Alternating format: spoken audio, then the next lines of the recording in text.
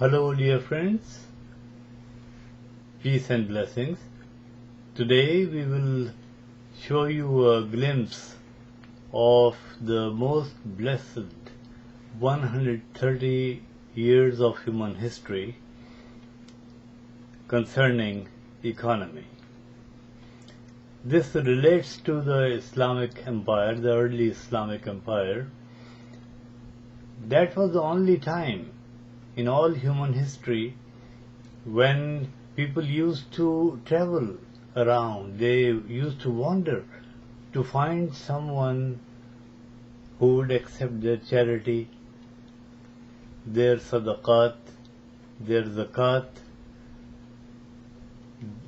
alms, call it, and everyone would say, "No, my brother, kindly accept it from me."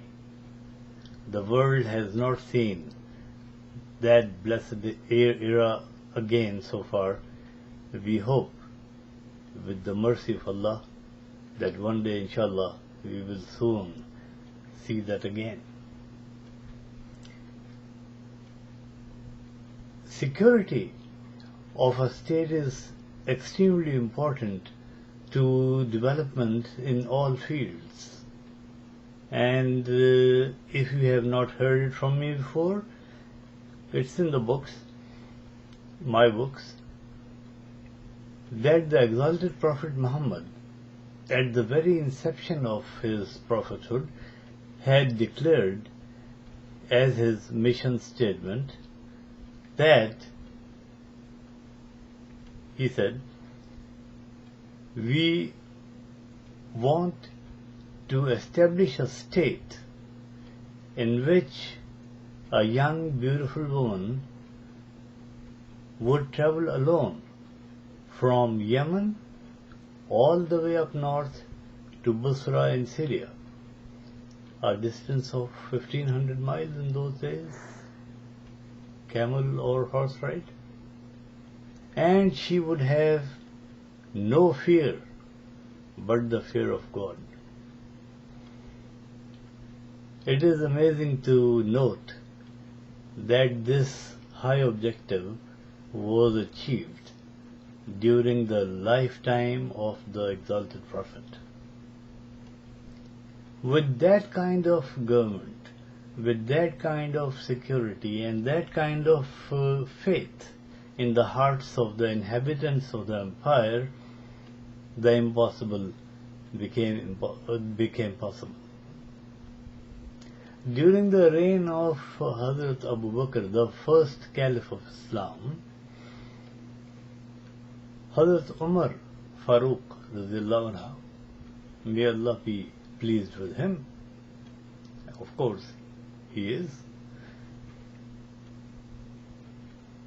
he was the Chief Justice of the empire, and not a single case of violent crime came into his Supreme Court. That was the empire the world has not seen since and had never seen before. Concerning economy, the 100,000 square miles of the Islamic Empire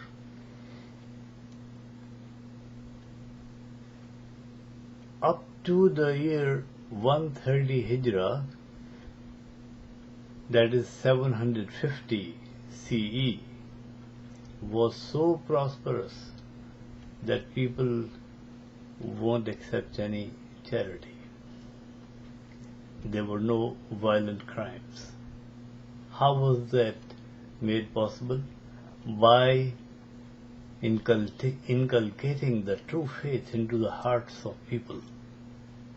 The leaders, the exalted Prophet himself, and then followed by his noble companions as caliphs, had inculcated such iman, such faith in the hearts of people in those times.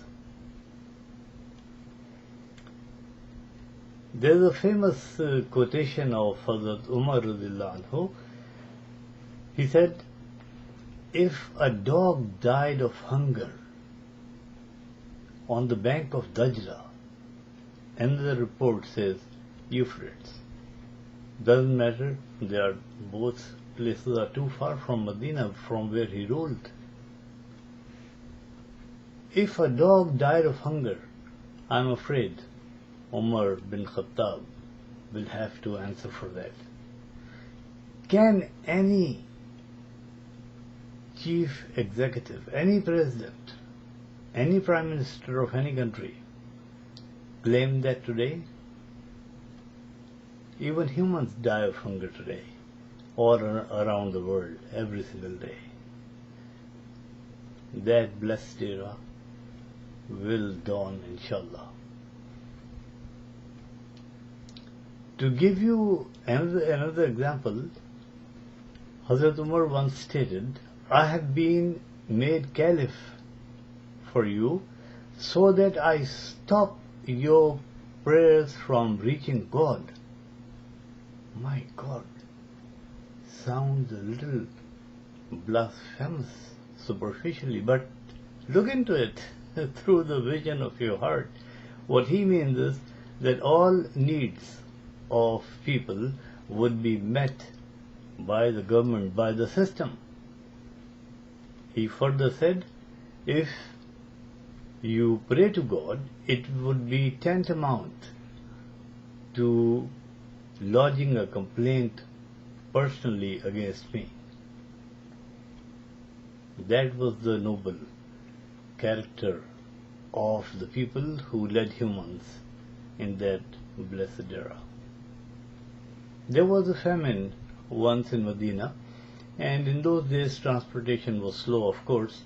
Hazrat Umar expected 17 days for supplies to come to Medina from Iraq, Egypt, Syria, and Palestine.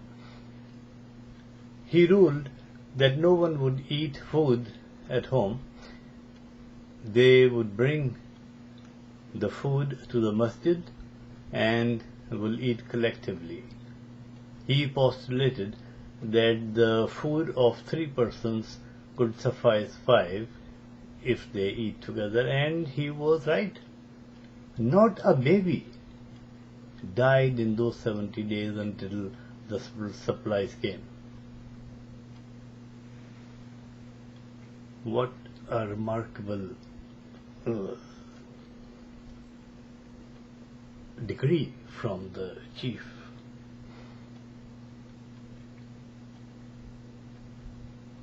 Yes. Finally, let's say how it was made possible. The reason is that people in those days used to do business with God. They upheld moral values. They knew that they would be rewarded for their noble acts in this world and in the hereafter. I have written much detail in my books, but on the YouTube video we have to be brief, as you know. So thank you for listening. May God bless you.